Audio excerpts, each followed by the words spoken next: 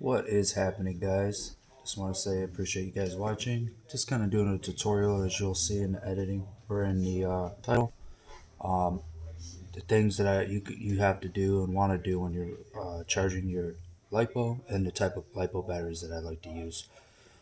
First and foremost, just received a couple pair today. Now remember, this is your preference. You can get whatever you'd like. There's a couple brands out there. I'm going to be looking at checking out here. Gems Ace is a great battery as well. I got a couple I'm going to be checking out.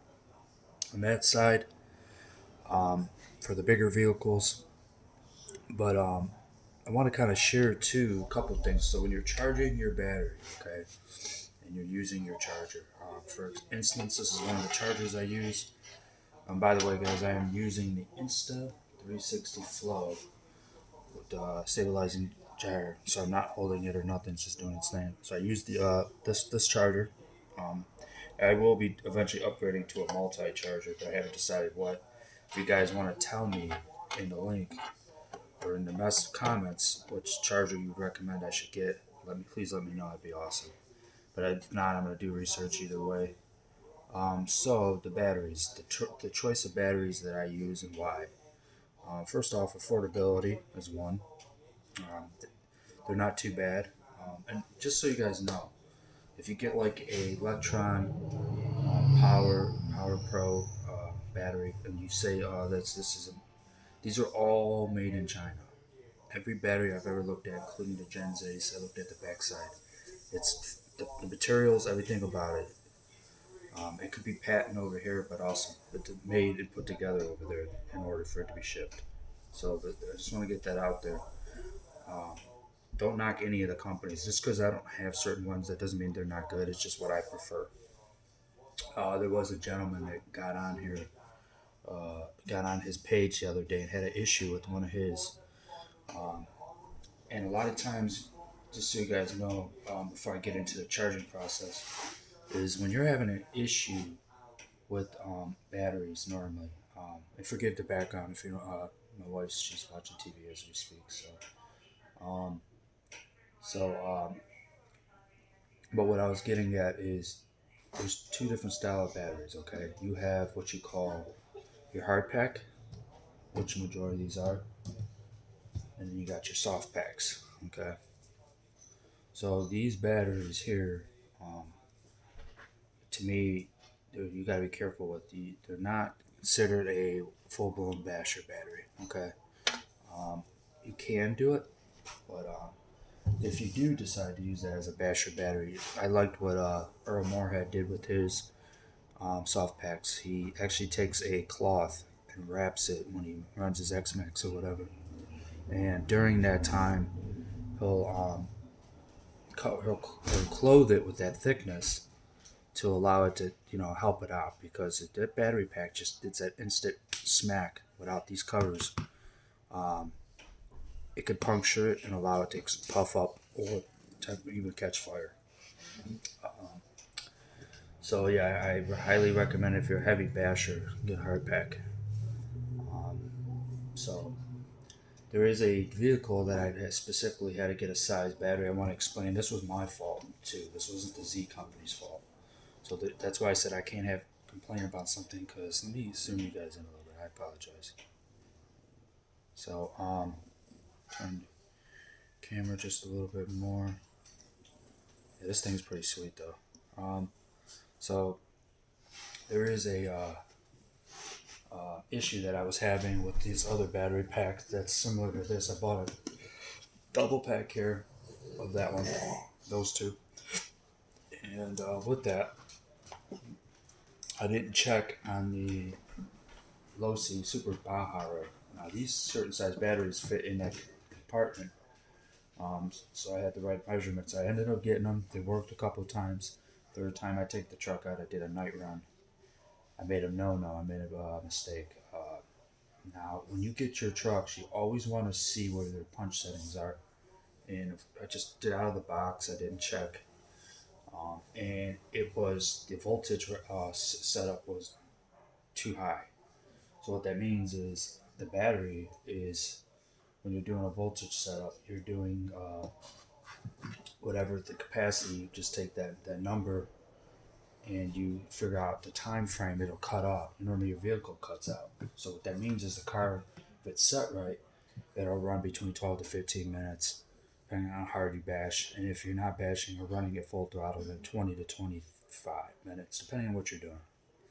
I was running this thing hard, you know what I mean, ripping, having fun, sending it. And I ended up running the batteries way too long. And I'm thinking, I'm sitting there ripping. I'm like, man, this is sweet. I could just do this. Like, next thing I know, it's this sucker is running 19 minutes. I looked at the video. I'm like, man, that's the longest runtime I've ever ran running full throttle like that. So next day, I want to go one more run before I clean the truck up, because anybody has a low C or any kind of super Baja Ray or a rock Ray, they suck. It sucks for cleaning. But it's the type of truck that is, and with that style of a truck, that's that's the maintenance part. You just got to be willing to do that. And I'm not the type I like to put vehicles away right and leave them dirty and then come back to them. There's a lot of reasons why you don't do that. So, anyways, so I come back, I charge the batteries up, and an indicator goes off on my charger, which this Electron Pro charger works excellent. Lets you know there's something weird was up. So I wasn't thinking, I'm like, all right, maybe it's done. Didn't really pay attention. I was too in a hurry, Go out during a nice sunny day, um, rip it for about not even 4 or 5 minutes, and all of a sudden it's low voltage cut.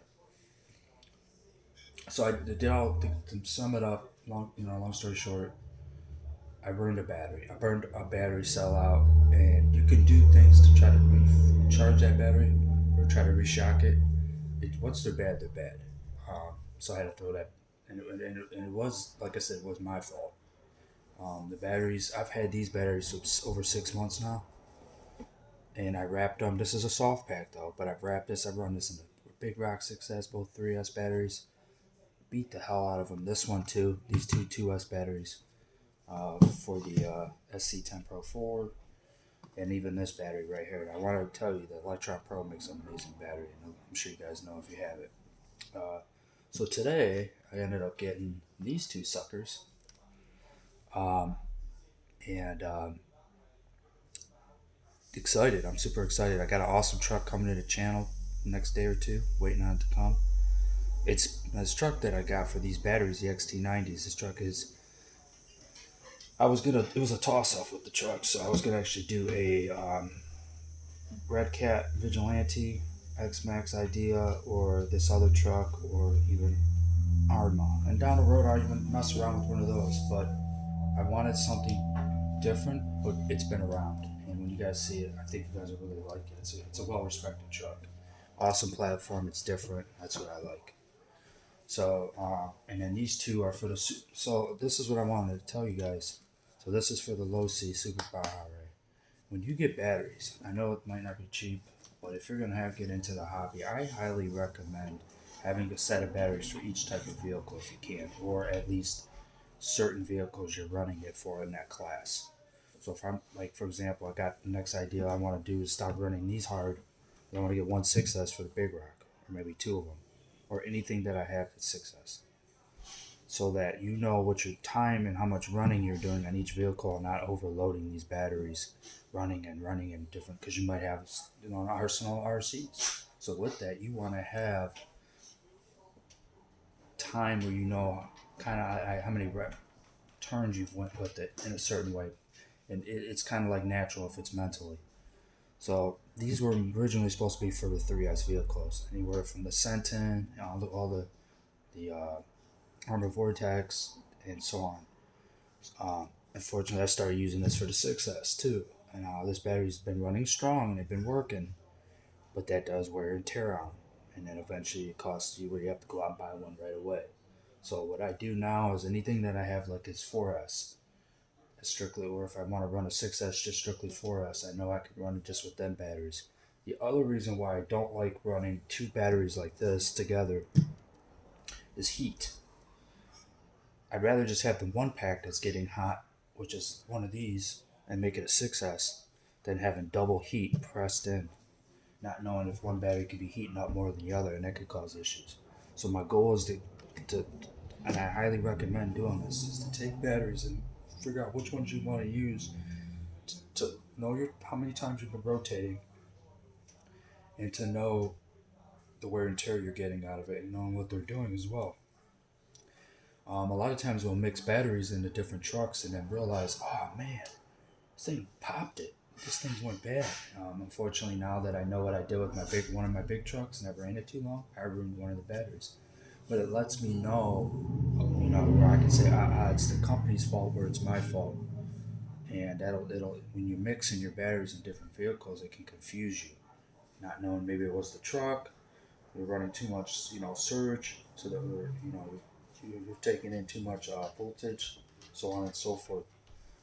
And it's just easier to maintain it that way. So back to what I was getting at, the most important thing, charging. When you charge your batteries, I have the platform I'm using. I use like an aluminum steel setup. It's a steel shim thing with an aluminum base, and I keep it. If I do it inside, I keep it by my fireplace. If you're outside, you want to have something where there's no wood, nothing that is fire flammable, even if it's just a concrete on the ground in the garage. I highly recommend, if you don't keep your batteries inside of something or on something, that'll keep it away from something that just ignite and catch your house on fire. Please don't. If you're gonna leave your batteries unattended for a few minutes, that's what I recommend. Keep it at least somewhere where you have enough time. The other thing I recommend getting, and my goal is to get it too, is the electrical um, flammable spray or unflammable spray where it actually helps out, um, knock the fire down. Putting them away, storage wise, and I keep them on a concrete slab piece on top of the fireplace, but it's built up in my house to where it's up the wall. So, and I keep them at a safe distance, and it's a cool environment. Or it's between 70 75 in the winter, which is, or fairly warm, and then if you're running the AC, 69 68 degrees. The reason why you don't want to leave your batteries out just sitting in the garage, let's say you stop doing the hobby for a while, you want to take a break, you got things going on, whatever. Well, you got your cold weather that destroys the battery, it goes down to 20s, 15 degrees, whatever you're at, okay, in the cold areas. These cells no longer will charge right again. So what does that do? That leaves you in a pickle where you're basically sitting here and you have nothing at all, and you're like, man, I just bought these batteries. Well, that's just, I highly recommend. That's why they tell you on the box, keep it in a climate controlled area. Like I said, a lot of us do keep them in our houses. I think Captain Drone was one of the guys who almost caught his house on fire in an accident by having them all hooked up in his basement. And he showed the video of what he did wrong. This guy's been doing this for years. There is ways to be safe and still keep them in your house. If you got an all year round warm climate area, Florida, wherever you're from, then yeah, maybe you can go out in the garage with your batteries. But if you're gonna do that, remember, if it gets over 100 and some degrees outside or hot in certain areas, these also can expand, get hot, and catch fire. So you gotta watch the environment you're keeping them in. Let's see what else I can really say. So this is another awesome company. I will be looking into these next. I just want to get a switch up everything. But if I have any issues, I promise I'll let you guys know. I've ran this quite a bit. Eventually, I will be tossing it though, because once you start getting puffy, which is not really bad yet, but it's slightly, it's time to get rid of them. You don't hold on to something, but it's time to let go. Um, it's done its work. I've had this from last year, running it numerous times. I can't even tell you how many times I've used this battery. Yeah, do cycle them out, man. I don't care if you think that battery's got so much runtime. Quit being cheap, man. Go out and buy the batteries, or don't do the hobby. Because that's another main reason why people have issues and they're catching fire, or something dangerous is happening, because you constantly want to run these batteries for years or too much, and you're seeing, even when you're seeing the damage is done, you still want to push it. So I just be safe, be smart about it. Uh, and that's really it. That's all I got to say, guys. I appreciate you guys watching. I always like checking out everyone else's RC channels, from anywhere from planes and up. Just really enjoy it. got some other cool RCs down the road I got in mind. I'm gonna start getting into and just having fun on the channel. This is my, this channel is Sleek Hobbies. And it just describes the sleek and funness of what we like to do as a family here, and just the different styles of hobbies from drones into RCs, eventually planes, crawlers, whatever I start, venturing off into that hobby. I appreciate you guys watching. Remember, tips and safety with lipo batteries. Signing out. You guys have a blessed one. Thank you.